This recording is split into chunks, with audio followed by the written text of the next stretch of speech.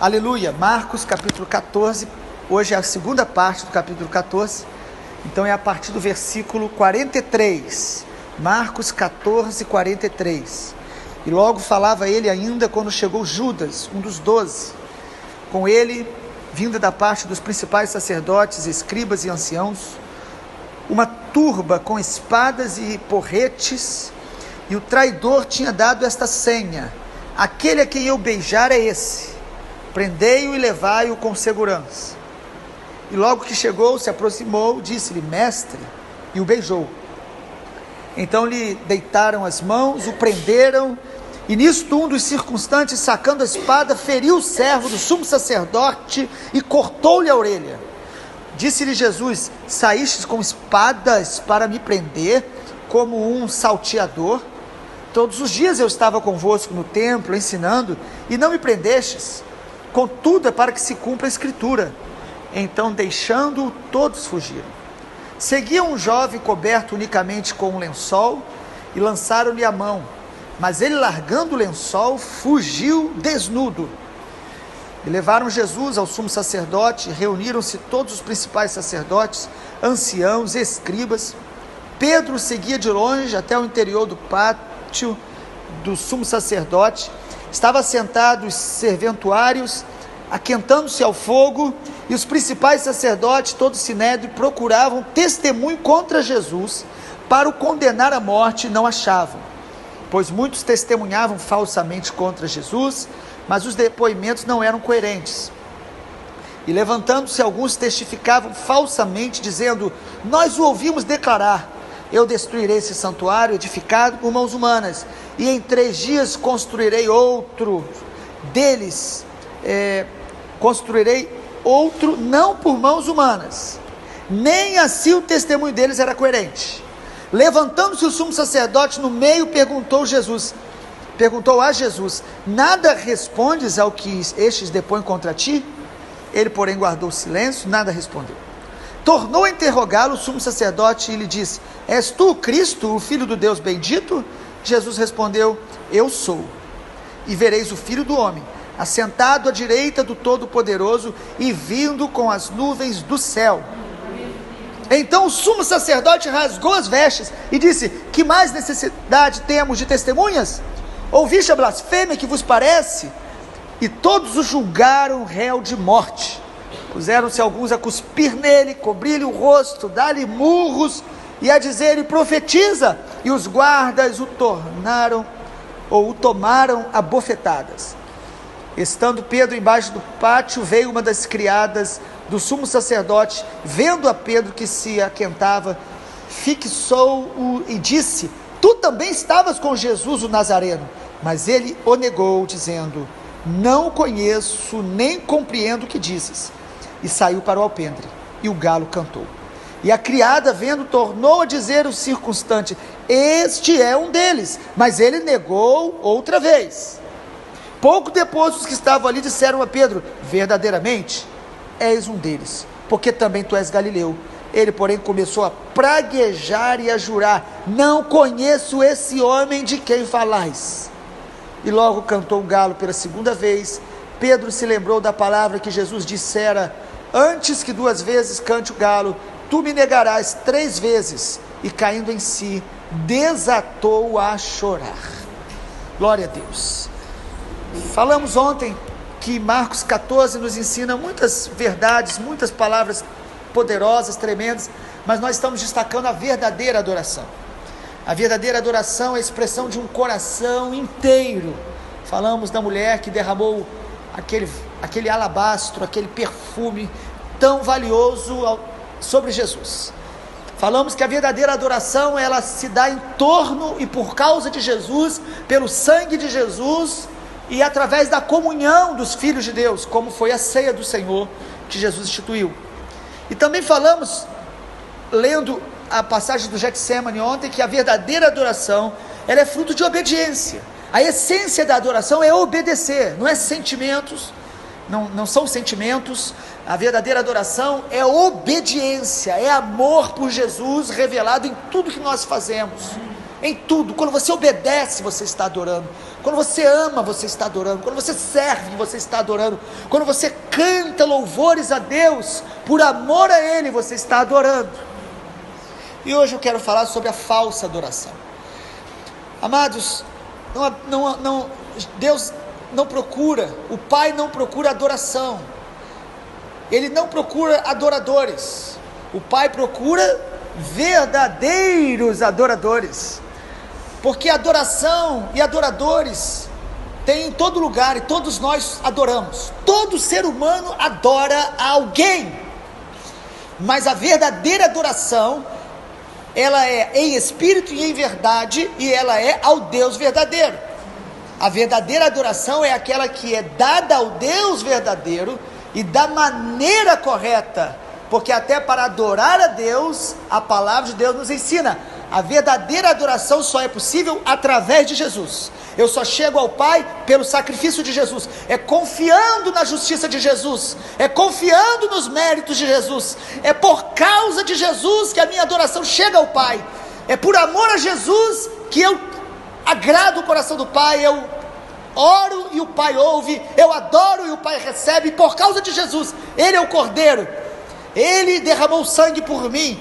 Se eu adoro a Deus por outra motivação, ou confiando na minha justiça, nos meus méritos, nas minhas obras, na minha religião, esta adoração não chega a Deus, esta adoração é falsa, e depende do teto da igreja, da denominação que você esteja. O Pai procura verdadeiros adoradores, que adoram em espírito e em verdade, que adoram por quem Ele é, que adoram porque tem um relacionamento com Ele, intimidade com Ele, em espírito. Não é algo movido por algo que eu vejo, que eu toco, não é algo movido pela aparência, é espírito e é em verdade.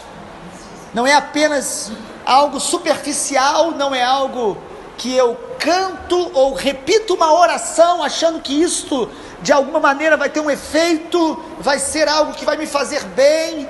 Não, amado, Deus vê o coração. Deus não lê os lábios, Deus lê os corações.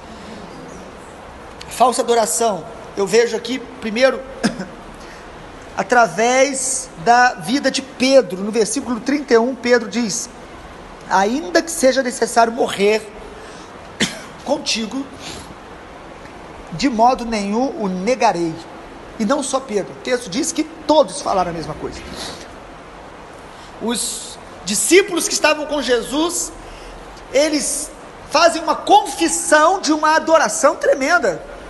Imagina você cantar uma música ou orar dizendo: eu estou disposto a dar a vida por Jesus. E logo quando vem a provação, eles negam a Jesus. Pedro nega Jesus diretamente. Ali as servas que estavam ali no palácio, ali no pátio do palácio, perguntam a ele: você é um deles? Ele nega: não, sou não. Outra pessoa pergunta: você é um deles? Ele vai ficando bravo e diz que ele começou a praguejar. No final ele fala: eu não conheço esse homem.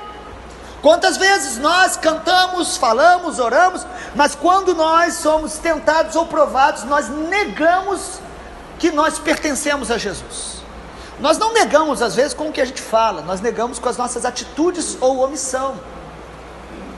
Há texto na Bíblia que diz: este povo me honra com os lábios, Isaías declarou isso, mas o coração está longe de mim.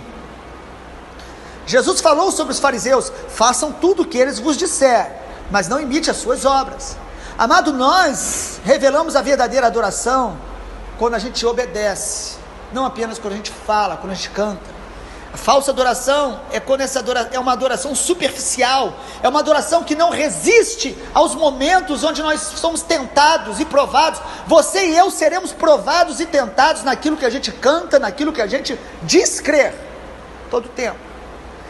Pedro nega Jesus. Os discípulos, a falsa adoração dos discípulos aqui. Os discípulos, eles não negaram a Jesus, mas eles fugiram. Versículo número 49, na hora que Jesus foi preso, versículo 50 diz: deixando, todos fugiram. Por que os discípulos ficaram tão apavorados quando Jesus foi preso? Nenhum deles esperava que Jesus fosse preso. Irmãos, nem Judas esperava que Jesus fosse se entregar de uma maneira tão fácil. Porque se Judas imaginasse que seria fácil, ele não levaria um monte de soldados com armas fortes e não chegaria ali de uma maneira tão sutil, dando um beijo no rosto dele, para poder prendê-lo. Até Judas estava meio confuso, será que Jesus vai falar para os discípulos e vão pegar armas? Você vê que o próprio Pedro pegou uma espada e cortou a orelha ali de um servo, achando que, de um soldado daquele, achando que Jesus de alguma maneira ia reagir. Sabe por que os discípulos fugiram e ficaram confusos? Porque eles não entenderam o que Deus estava fazendo. Às vezes nossa adoração, ela começa a diminuir, esfriar, porque nós não estamos entendendo o que Deus está fazendo, porque Deus não está fazendo as coisas como a gente esperava, porque algumas promessas de Deus estão demorando, e aí a nossa adoração tende a esfriar, a nossa oração, e alguns começam a parar de congregar, porque por causa de dúvidas, frustrações, desilusões, que eles acabaram tendo em expectativas que colocaram em Deus, ou em promessas de Deus, que não se concretizaram. Os discípulos esperavam um Messias forte, poderoso, que ia tomar o governo de Roma, e ia reinar sobre todo mundo, mas Jesus veio para um reino dentro de nós. Jesus não veio para estabelecer os valores do mundo. Querido, você quer seguir a Jesus e ser bem visto pelo mundo? Você está no lugar errado. Jesus, o reino dele é o contrário deste mundo. O mundo valoriza a aparência, Jesus valoriza o coração. O mundo valoriza a opinião pública, Jesus, ele valoriza quem você é no secreto. O mundo promove as pessoas com poder, com fama, com conquistas. Jesus, ele nos promove, nos enchendo do Espírito Santo e nos tornando mais semelhantes a ele, para viver uma vida para a eternidade. Aleluia. Amado, você está no lugar errado se você está buscando a Jesus e buscando a Deus pensando em você. O reino de Deus não está aqui do lado de fora, o reino de Deus está dentro de nós, e se manifesta através de nós. E a terceira adoração falsa que eu quero colocar aí é a de Judas, versículo 45, Judas dá um beijo no rosto de Jesus. Não parece um bom adorador? Pessoas que parece que beijam, que cantam, que louvam, mas irmãos, quando os interesses pessoais são comprometidos, elas negam a Jesus. Irmão, Judas andou com Jesus, trabalhou no ministério, era tesoureiro, ele viu milagres e certamente ele orou e pessoas também foram curadas. Judas andou com Jesus durante 3 anos, pelo menos. O que faz uma pessoa andar com a igreja, andar com Jesus, e de repente em algum momento ele não negou, ele traiu Jesus e se suicidou. Ele traiu, vendeu Jesus. O que fez Judas se perder? Não creio eu que Judas desde o início já estava perdido. Creio que ele foi se tornando cada dia mais cínico, enganando a si mesmo, endurecendo o coração. E o texto mostra, amado, que ele foi e vendeu Jesus por causa de dinheiro. Ou seja, se eu e você seguirmos a Jesus por interesses e ambições pessoais, buscar a Deus para poder alimentar nossas cobiças e as nossas vaidades, chega uma hora que nós vamos trair Jesus, trocar Jesus pelas coisas deste mundo. Quantas pessoas que hoje não estão no caminho do Senhor, porque elas não querem ser fiéis a Deus na vida financeira, não querem se render a Deus na sua vida sentimental, elas querem conquistar o que o seu coração pede, as suas ambições pessoais, e nesta luta de agradar a Deus ou a si mesmas, elas começam a trair Jesus. Judas então é uma adoração interesseira, como hoje nós vemos isso, pessoas que buscam a igreja, que buscam a Deus, que oram, fazem campanhas, mas que o interesse delas é ter somente as suas próprias ambições. Com os lábios elas cantam, mas com o coração estão longe do Senhor.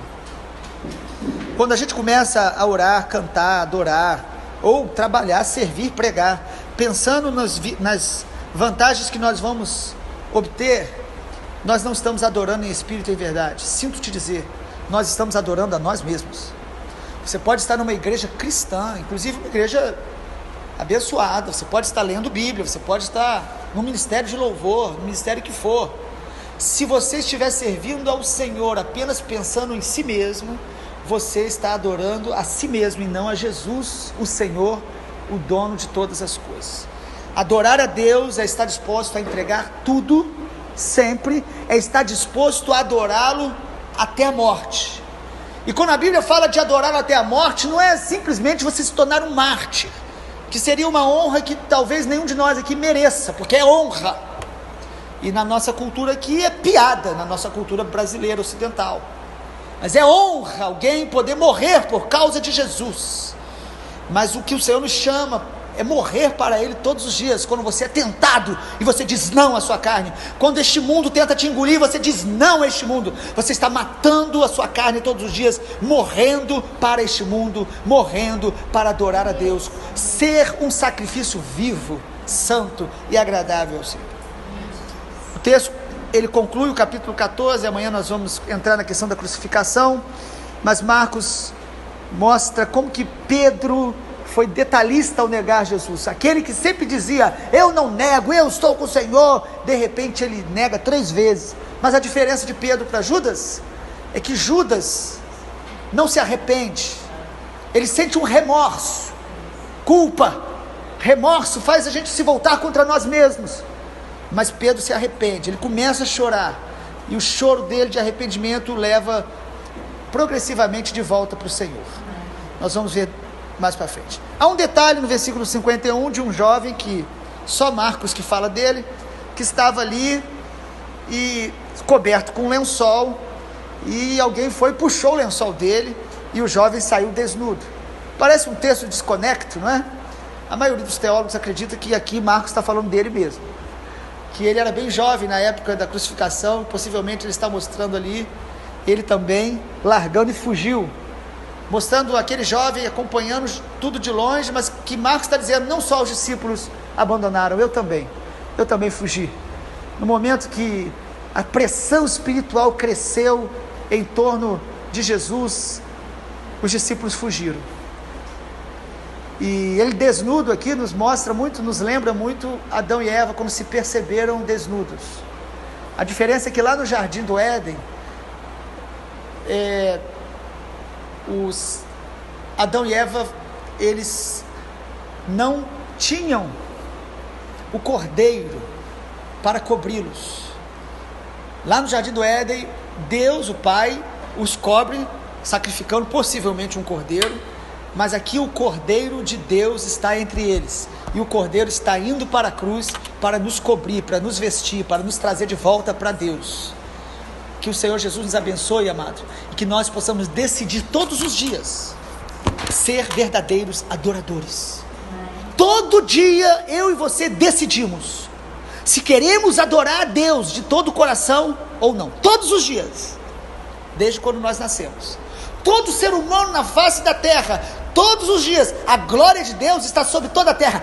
Todos os dias nós estamos respondendo para Deus se a gente quer adorá-lo de todo o coração, com toda a alma, com todo o entendimento, ou se nós queremos ser uma farsa, que canta, que vai à igreja, que aprende as doutrinas, que participa das reuniões, mas o coração está longe dele.